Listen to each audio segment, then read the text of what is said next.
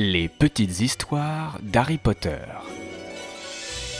Racontées par Nicolas Demange.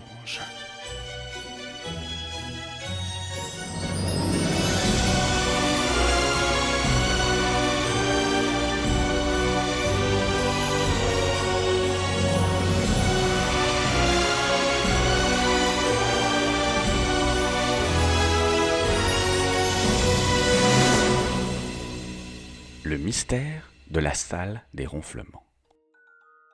Un matin pluvieux de novembre, alors que les élèves de Gryffondor s'étiraient encore les bras avant le petit déjeuner, une lettre violette, en forme de chapeau de sorcier, descendit en zigzag au-dessus de la table. Elle atterrit juste devant Harry, Ron et Hermione, éclaboussant de confiture les tartines de Ron. « À lire en toute discrétion et sans mordre dedans, Ronald !» lut Hermione à haute voix. Ron grogna. « C'est bon, j'ai croqué une fois dans un parchemin et on m'en reparle jusqu'à la fin de mes jours, quoi. » Harry ouvrit la lettre. L'écriture en boucle élégante ne pouvait appartenir qu'à une seule personne, Albus Dumbledore. « Cher Harry, Ron et Hermione, il semblerait qu'une chambre mystérieuse soit récemment apparue à Poudlard. Certains elfes de maison affirment y entendre des ronflements. Or, personne ne dort dans cette partie du château. Je compte sur vous pour mener l'enquête. Discrétion, bravoure et éventuellement des chaussettes seront de mise. Avec tout mon mystère, Albus Percival Wulfric Brian Dumbledore. »« Des ronflements ?» fit Ron. « Tu crois que c'est Hagrid qui s'est endormi dans un placard ?»« C'est peut-être un sortilège du sommeil, » dit Hermione l'air grave. Ou un fantôme somnambule. Harry fronça les sourcils. Une seule façon de le savoir. On y va ce soir.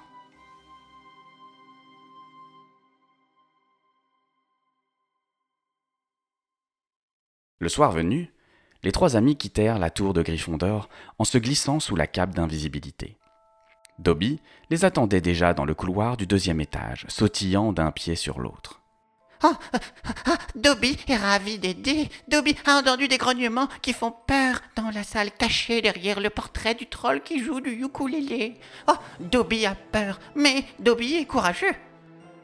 Merci Dobby, dit Hermione doucement. Tu peux nous montrer le chemin ? Oh, bien sûr, mais attention, la salle est très ronfleuse. Oh, très, très ronfleuse. Arrivé devant le portrait, Dobby se planta devant le troll et chanta d'une voix fluette. Ukulélé, laissez-nous rentrer, c'est très pressé.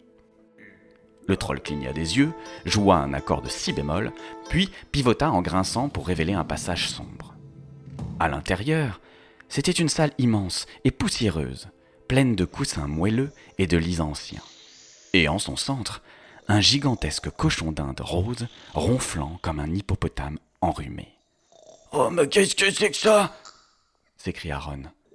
Le cochon d'Inde ouvrit un œil paresseux, poussa un petit sonore et se rendormit.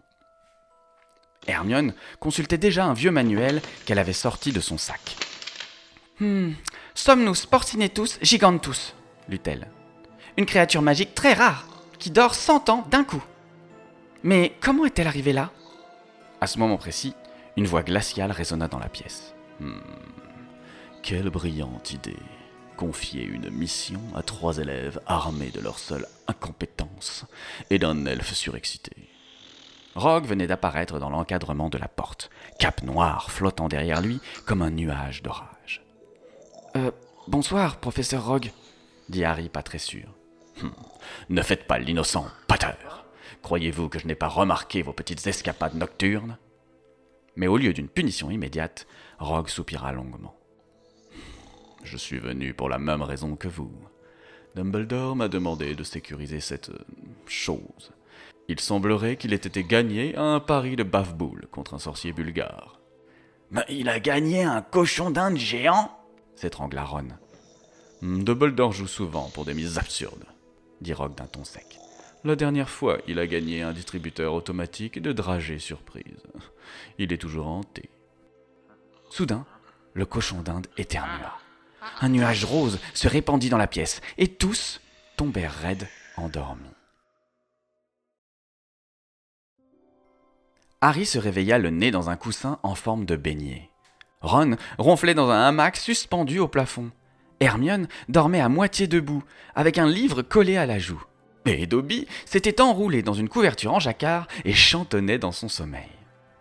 Rogue, quant à lui, ouvrit un œil noir, furibond. Oh, c'était un piège soporifique, typique de Dumbledore. Harry se frotta les yeux. « Mais pourquoi nous envoyer ici ?» Comme s'il répondait à la question, un petit miroir tomba d'une étagère, s'alluma et projeta une image flottante de Dumbledore, en robe de chambre étoilée. « Mes chers amis, vous avez découvert le secret de la salle des ronflements. Elle apparaît seulement quand le château décide qu'on a tous besoin d'une bonne sieste. Bravo à vous, même Rogue a dormi, ce qui est une victoire rare. » Le message disparut. Un silence. « Mais c'est une blague !» dit Hermione outrée. C'était la meilleure mission de toute ma vie, hein, dit Ron en s'étirant. Ouais, merci Poudlard. Dobby cligna des yeux et murmura très ému. « Oh, mais Dobby aime les coussins. » Et Rogue, les cheveux encore décoiffés, marmonna. Je jure que si quelqu'un raconte que j'ai ronflé, il se retrouvera transformé en chandelier à vie. Ils repartirent dans le couloir, légèrement groggy, mais le cœur un peu plus léger. Et le cochon d'Inde, dans son coin, ronfla joyeusement.